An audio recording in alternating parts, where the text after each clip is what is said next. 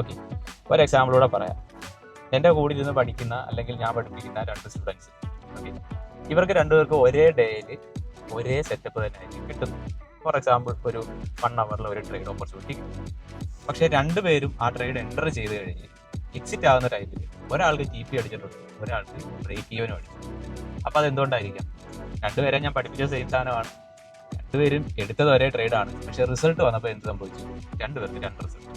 അപ്പോൾ അതാണ് സ്ട്രാറ്റജിയും കോൺസെപ്റ്റും തമ്മിലുള്ള വ്യത്യാസം. ഇപ്പോൾ ഫസ്റ്റ് മനസ്സിലാക്കേണ്ട കാര്യം, സ്ട്രാറ്റജി എന്നൊരു കാര്യം നിങ്ങൾക്ക് ആർക്കും ആരെയും പഠിപ്പിച്ചു കൊടുക്കാനോ ആർക്കും തിരിച്ച് പഠിപ്പിച്ചു തരാനോ പറ്റില്ല. അതായത് എൻ്റെ സ്ട്രാറ്റജി എന്താണെന്നുള്ളത് അത് ഓരോ ടൈമിലും ചേഞ്ച് ആയിക്കൊണ്ടിരിക്കും. കാരണം ഞാൻ എങ്ങനെ റിസ്ക് മാനേജ്മെന്റ് ചെയ്യുന്നു, ഒരു മാർക്കറ്റ് അനുസരിച്ച് റിസ്ക് മാനേജ്മെന്റ് എങ്ങനെ ചെയ്യുന്നു, ഒരു മാർക്കറ്റ് അനുസരിച്ചിട്ട് ട്രേഡ് മാനേജ്മെന്റ് എങ്ങനെ ചെയ്യുന്നു, ദാറ്റ് ഡിപ്പെൻസ്. അത് ഓരോ തവണയും ഓരോ ട്രേഡിലും മാറി വരാം. ഓക്കെ, അതൊരിക്കലും എനിക്ക് പറഞ്ഞു തരാൻ പറ്റത്തില്ല. ഓക്കെ, ഈ ട്രേഡിൽ ഇങ്ങനെ ചെയ്യും, അടുത്ത ട്രേഡിൽ ഞാൻ അങ്ങനെ ചെയ്യും എന്നല്ല. മനസ്സിലായി? ആ ഒരു ട്രേഡ് ഞാൻ എക്സിക്യൂട്ട് ചെയ്യുന്ന ടൈമിൽ എന്താണോ അപ്പോഴത്തെ മാർക്കറ്റ് കണ്ടീഷൻ അതനുസരിച്ച് മാത്രമേ എന്ത് ചെയ്യാൻ പറ്റൂ, എനിക്ക് ആ ട്രേഡ് മാനേജ്മെന്റ് ചെയ്യാൻ പറ്റൂ എന്നുള്ളതാണ് സത്യം.